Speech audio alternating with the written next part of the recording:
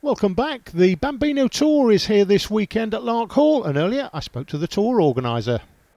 Darren, we're here at Lark Hall this weekend. This is part of what you call the Bambino Tour? Yeah, that's right, yeah. The Bambino Kart Club Tour, something that I run. We go around 7 different circuits in the United Kingdom, this being round 4 of our tour this year.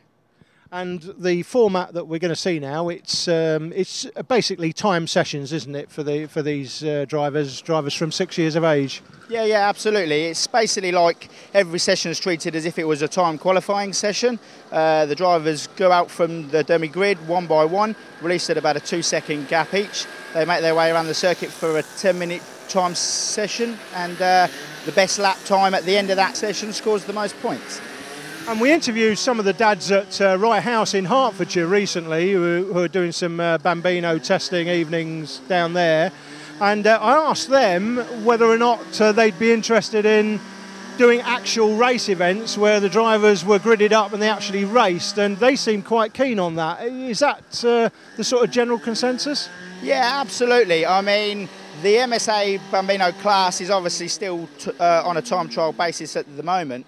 However, I am working closely with the MSA and also Dan Parker from Zip, and we are looking at next year possibly allowing them to actually race the karts rather than doing time trials.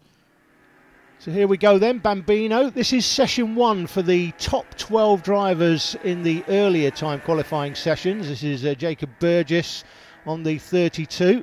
Now, Lark Hall, as far as we can see anyway, Jake, doesn't have any corner names, so we've made a few up. We certainly have. This is something that we started last year. Obviously, Scotland does have a huge amount of heritage in the world of motor racing, most of whom started at this very circuit, of course, the West of Scotland Kart Club at Lark Hall. So we can talk you through a lap as the drivers go through, with Jacob Burgess finishing his first run in 54.210. Not a bad time at all for the youngster there.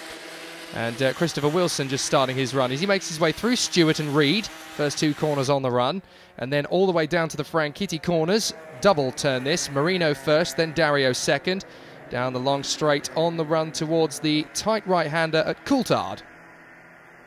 Yeah, up this long straight into Coulthard here. It's the Chris Wilson time. That's 32 Jacob Burgess in the picture, but it's Christopher Wilson's time that is running live. 30 seconds, looking pretty quick at this stage as he comes into the left-hander. That's McNish, and we've called this next hairpin McRae's. Down to the right-hander here, Jake. Yep, that's Clark, obviously after the double world champion Jim Clark, through the little chicane and then into the final corner, the DeResta hairpin. That name has rung very, very loud over the years here at Lark Hall. Wilson comes through, 54 dead for the lap. Very good indeed there for the young Wilson. Earlier on, Alan caught up with his dad, Paul. Paul, Chris has been out this morning and selling some pretty quick times. I think it was at the top of the timesheets, one of the earlier sessions. When did he start karting? Christopher started karting in the January, February last year when just when he turned 6 years old. And this is his home track here at Lark Hall.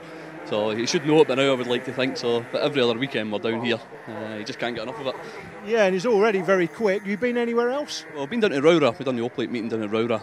But other than that, no, we've only been to these 2 tracks. So we'd like to get down south a bit more, but just time's against us, I'm afraid. And I've been asking a few of the Bambino dads if you had an opportunity for him to race on a grid, so in a full grid, proper race, is that something you would like to see the MSA approve? Yeah, it certainly is. I mean, if you look at the Bambino, the quality of drivers is second to none. You know, for kids so young to do what they're doing, the driving standards are really good. So yeah, I think they could race, no problem at all. So a potential star in the making there in the shape of young Christopher Wilson. Here's Tristan Thorpe, another one we should be keeping an eye out on, the number 11, as he makes his way through the Franchitti corners. They are set off in 2-second intervals, but as you can see, Thorpe making his way past another competitor. So obviously we need to keep an eye on Thorpe because he's definitely got the pace to close in on his opponents in the field. Yeah, the MSA have decided that drivers at this age, from 6 years of age, can only do time sessions. They can't take part in full races at the moment, but I did speak to some of the dads earlier on, and the kids as well, and there's no doubt that they want to be able to race on a full grid. But at the moment they can't do that, but I know the MSA are prepared to look at it. 54.2 P3 there for Tristan Thorpe on the 11 kart. Oliver Fathers on the 10 just set a 54.270 for P5. So these two going pretty well, having some fun together. Chance Bennett in the 26, looking like he's on a good lap as well. I have to say, I do like the way they've gone about this with the MSA, because they are a lot younger than the cadet drivers are. It is a good way to build them up and give them some experience on track. Chance Bennett, 55.210, not a bad time. Now here's Aidan Neate, whose father is pretty famous, British touring car star Andy Neate.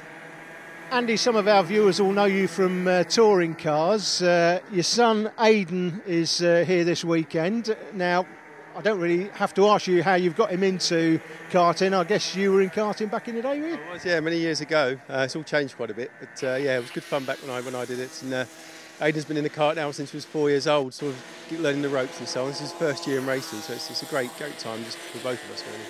And you've taken a year off this year just so you can look after him, which is great. Yeah, it's vital for him, really. It's his first year in racing, and to be fair, I wouldn't want to miss any moment of it. You know, been his first year, so yeah, I've been taking a back seat and taking some tips from him all the time. He's always telling me how to do it properly, and it's good fun. Okay, and Aidan, how long have you been karting for now? I've been karting for nearly 4 years. Okay, so you've been karting since you were 4, so you're one of those group like Dean McDonald and a few others, Johnny Edgar, that started when they were 3 years of age. So where are you hoping to go? I guess we're going to see you in the British Championships in a few years, aren't we?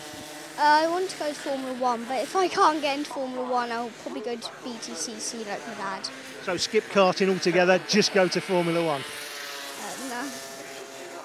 So chip up the old block there. Aidan Neate, just like his dad, a bit of a character. You may have noticed during that last little section, Nathan Browning popping into second place just behind Christopher Wilson and ahead of Tristan Thorpe in the first session. Now we move on to the second session. For the second group of drivers, they were in the lower positions earlier on, but they still have a great opportunity to move into the top 12 overall in this second session, especially when you consider that it's all very, very close. There's just hundredths of a second between the drivers in that first session, certainly from Chance Bennett in 7th down to about Freddie Spindlow in 11th. It's all really close, literally a whisker of time between all of the competitors. So we'll have to see what the likes of Finley Brown, Chloe Buckley and Finley McVoy can do to put themselves up in the top 12. Still very competitive at the moment. Here's Chloe Buckley in the 53, making her way through to the Franchitti complex, into Marino and into Dario. She's looking very strong in the early stages of this session already, looking very meticulous through the corners.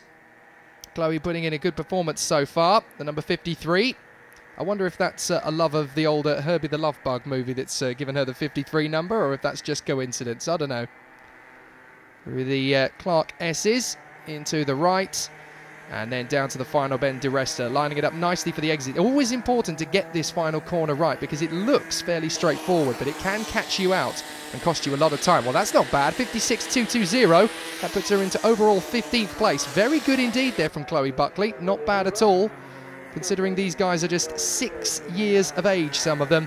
That is absolutely spectacular. Here's your 22, that's Joseph Burgess. We saw Jacob earlier on. And so what can Joseph do this time round as he makes his way through the Coulthard corner, the right-hander? These guys being a little bit more tentative than some of their colleagues in the senior categories. We say senior, but of course the Honda Cadets are not much older than these guys. Yeah, the traditional cadet category for drivers from 8 years of age. These drivers, of course, just as young as 6 years of age. Just mention as well, Jake, that the gap between Wilson on P1 and Nathan Browning in P2, just 700ths of a second. Wilson's taken it so far. And Burgess just pops in for a 56.07. That's good enough for 14th overall, so not bad at all. Here's Finley Brown in the 48. He's already caught up to the back of Harry Burgoyne on the road, so that's definitely going to help him get a good time. Burgoyne looks behind him. Hang on a minute, I need to put my foot down a bit here, otherwise I might actually get overtaken during my hot lap. Of course, 2 seconds are supposed to separate each of the competitors for safety reasons. And here's Finley Brown coming across the line. What can he do? 12th place, that's a 55.900, very strong.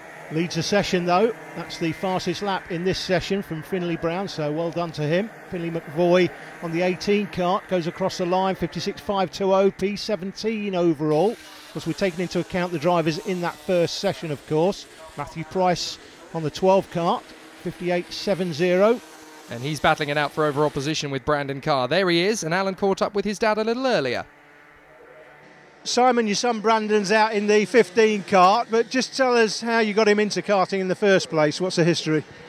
To be fair, I'm not really sure. It just come about. A couple of friends have had go-karts. I used to do a bit of racing myself, and he just said he fancied having a go on one, so we've got one, and this is his first meeting. We just thought we'd fetch him, throw him in at deep end and see how he got on. And where are you from? Sheffield. So you've driven up from Sheffield to Scotland for your first meeting. That's quite a trip for you. How's he going this weekend so far? He's not doing too bad really. He takes a bit of getting into it. It's a big thing for him really, isn't it? But he's getting faster every time he goes out, so just keep putting him in and just keep sending him round. May have noticed Harry Burgoyne just gone through the picture in P13 overall, second in this session. Tilly Ogston on the 88, 58.590. 12 cart goes through the picture.